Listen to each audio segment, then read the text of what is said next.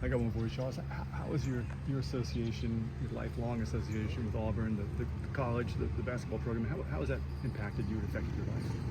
Well, I think Auburn has affected my life more than anything. You know, it's a very unique place. You know, I did not know what a family it was until I got here. I mean, I came here to play basketball, and that probably turned out to be one of the best decisions I've ever made, because I don't know if I would have got to play right away at other schools. And so I got to play right away, and that obviously helped me become a better player. And over the years, I've realized what an amazing family it is. I mean, I've been all over the world, and people screaming War Eagle at me. It's pretty special. And I do. Every time I've been in so many different countries, and people screaming War Eagle at me. It's always pretty special every time I hit. Obviously, I hear it a lot here in the States, but it's kind of weird and funny and special when you're in Germany or Spain or Italy, and people, Japan or China, and somebody screaming War Eagle at you. It's pretty cool. Charles, you've been around Bruce and Stephen quite a bit. Yes. What's your take on Stephen taking over what the job he'll do as head coach? Well, maybe how he's different than Bruce and how he's the same, maybe. Well, I think he's got to figure out how he's different than Bruce, because he's not Bruce.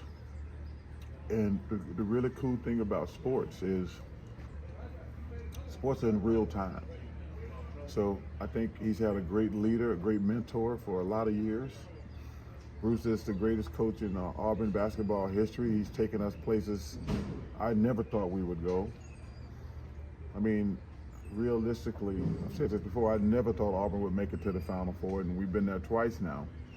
So Bruce has taken the program places I never dreamed we would go. And Stephen has, you know, he's going to have to figure out himself, because he's not BP. But like I say, all of y'all have had jobs and had great leaders and mentors who y'all have learned from. And Steve's going to have to pick and choose what he wants to take from his dad, but become his own man. But it's going to be different. There's a difference between being an assistant coach and a head coach. But I'm excited for Stephen. He's earned that opportunity. But Bruce has taken this program places where I never thought we'd go. So it's going to be fun to watch. What just was your reaction when Bruce did retire? Just when you saw that news? Well, I wasn't shocked, because we had it. I'll tell you the truth. So they gave Sonny Smith a Lifetime Achievement Award. So we had a conversation probably 2 or 3 months ago, and I know he was thinking about it, and I don't bug him after that. But we had a great conversation about that. But when I was like, okay, school's starting, the season starting, I thought he had changed his mind. And then I got obviously the news, and I was like, oh, okay. But so like I say, I was kind of, we had our previous conversation, I knew he was thinking about it. But the closer we got to the season and school starting, I thought he had changed his mind. But he's earned that right to decide when he wants to, like I say, because he's taking Auburn places we never even dreamed of going. I mean, if you guys are realistic, I think, I don't think any of us thought that Auburn would be like, man, Auburn's been to the Final Four one time. Dang, Auburn's been to the Final Four twice in a really small period of time. So what he's done for this program has just been incredible. Hope that answers your question. What do you think about like a guy like Todd Pettiford having the chance to go to the NBA and coming back to Auburn for another year, and just kind of the dynamic, how that's kind of changed, you know, from what it's been over the last, I guess, pre-NIL, really, how that's kind of changed everything? Well, I think it's going to help him and a lot of these other players, because a lot of these players make bad decisions, and they go to the NBA and don't make it, and they're kind of screwed.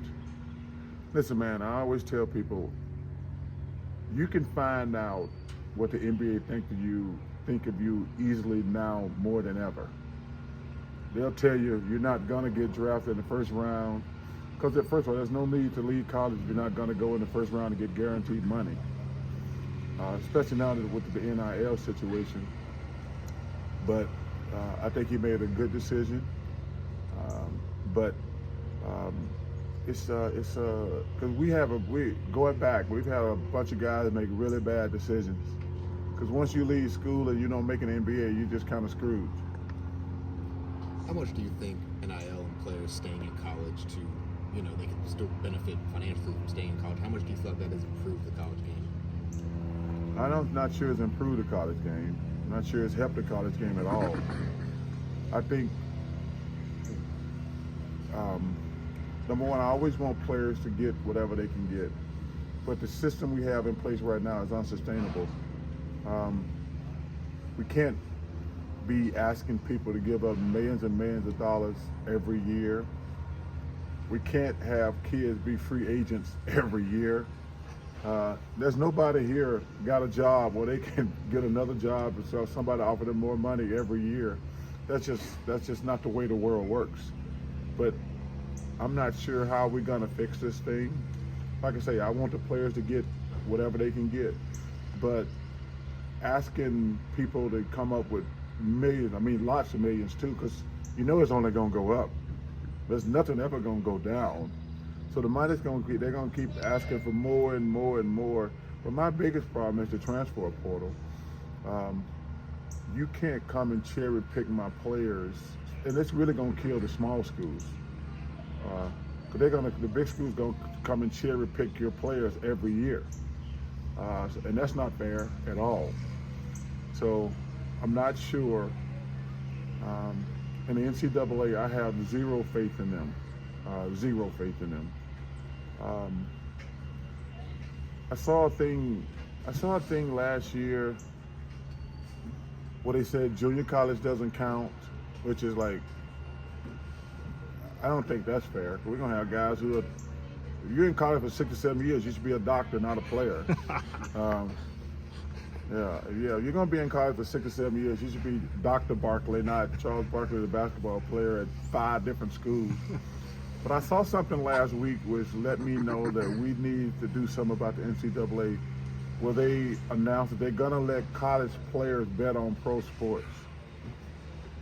If that's not the stupidest shit, you talk about putting your kids in the kitchen, turning the stove on. Like, you can't even, like, when I heard that, I said, this got to be a joke. This got to be a joke. These are the people we got running college sports now. We want to know why it's a shit show. Anybody think that's a good idea should have their head examined. Like, why would you even do that if you're the NCAA?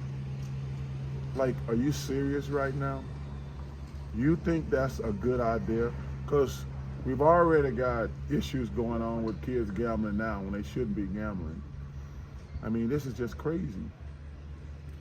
Charles, what would your message be to the kids, 18-year-old, 19-year-old kid who isn't playing as much and goes looking for something instead of maybe developing in a program? What would your message be? I think that I tell kids the number one thing is go somewhere where you're gonna get to play. I touched on that earlier.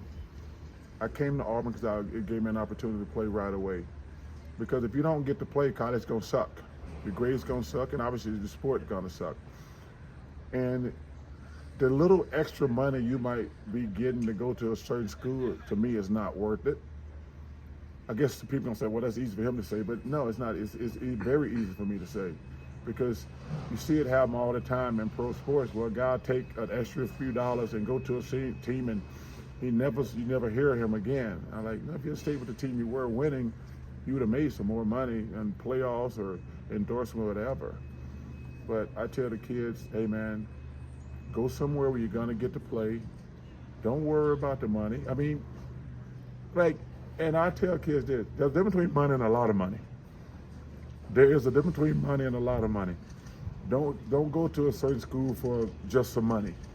Now, if they're gonna pay you double or triple, whatever, yeah, go ahead. You got to make a business decision.